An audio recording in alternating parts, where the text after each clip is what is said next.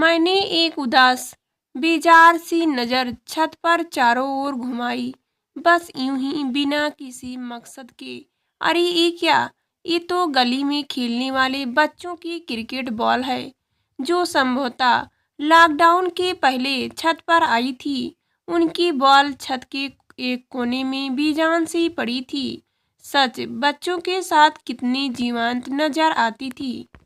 मन के किसी कोने में हुक सी उठ रही थी। मुझे याद आने लगा वो पल जब बच्चे अपनी पूरी ताकत से बैट घुमाकर बाल को मारते और वो सीधी आ पहुंचती, कभी हमारे छत पर तो कभी बालकनी में, तो कभी मुंडेर के टकरा जाती। जब जोर का शोर मचता तो समझो आज फिर से छत पर बॉल गई है। फिर दरवाजे की घंटी। प्रारंभ में थोड़ा सब्र दिखता, एक बार ही घंटी बजती, मगर अगले ही पल बेसब्री से कई बार लगातार घंटी बज रही होती। जब तक आप नींद से थोड़ा जागृत होकर दरवाजे की ओर रुख करे, तब तक तो जैसे घंटी रुकने का नाम ही नहीं लेती। इस रोज रोज की घंटी और छत पर आजा धमकाने वाली गेंद की वजह से दोपहर के आराम में खलल पड़ने लगा। बच्चे भी कितनी बेसब्र होती हैं। मैं लगभग खींचते हुए दरवाजे पर जा पहुंचती। आंटी, हमारी बॉल आपकी छत पर चली गई है। मेरे कुछ बोलने के पहले ही वे अपनी बात बोल देते। ओह हो, आज फिर से मेरी नींद खराब की।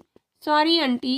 ओके, जाओ छत पर ले जाओ, मुझसे नहीं जाया जाता।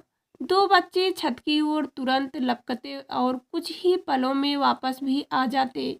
मेरे घर की छत उनके लिए जानी पहचानी सी जगह हो गई थी। वे भी धड़क छत पर जाते और बाल ले आते।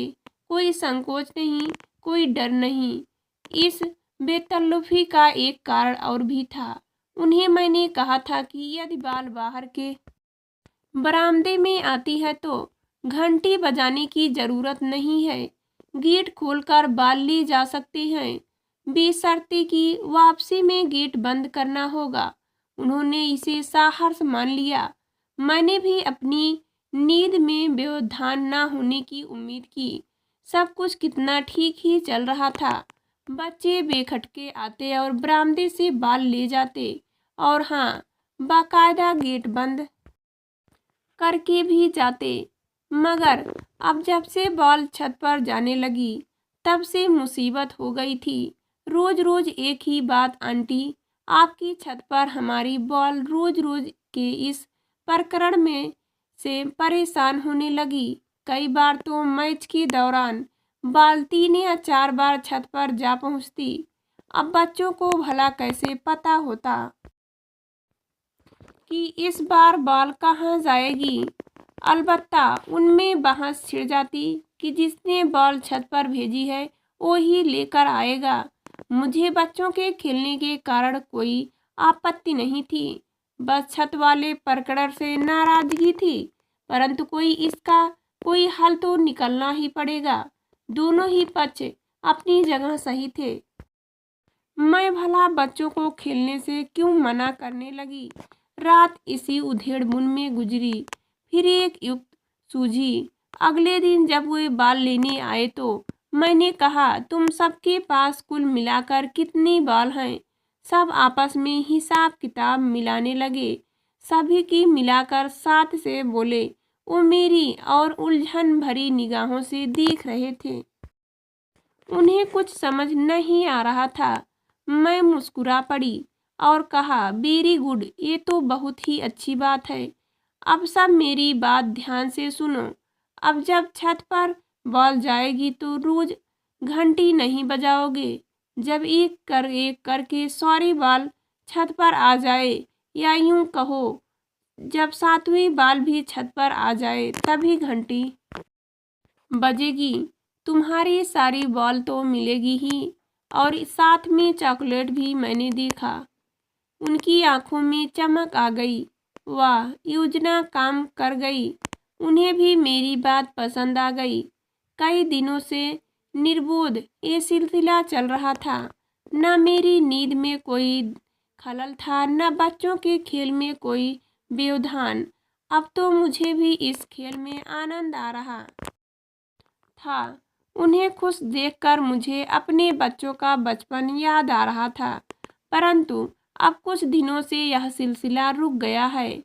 इस महामारी में कितना कुछ बदल दिया है। गली की रौनक कहीं खो सी गई है। ये चुप्पी अब चुभने लगी है। शांति और सन्नाटे के अंतर को शायद ही कभी इतने करीब से महसूस किया है मैंने। मैं उन बच्चों का शोर फिर से सुनना चाहती हूँ। हाँ, पर इस बार घर की छत पर पड़ी है केवल एक ही बॉल। बस अब और नहीं होता। बाकी 6 गेंदों का इंतजार, सारी शर्तें भुला दी है मैंने, समझौते भी सब रद्द कर दिए हैं मैंने। अब 7वीं नहीं अपितु पहली ही बॉल पर चॉकलेट देनी है उनको। फिर वही जीवन का शोर सुनना है। इस बार घंटी बजने का इंतजार मुझे है। बेसब्री से चॉकलेट तो ले आई हूँ। बस अब तो इंतजार है यूं सुनने का। आंटी, हमारी बाल आपकी छत पर चली गई है।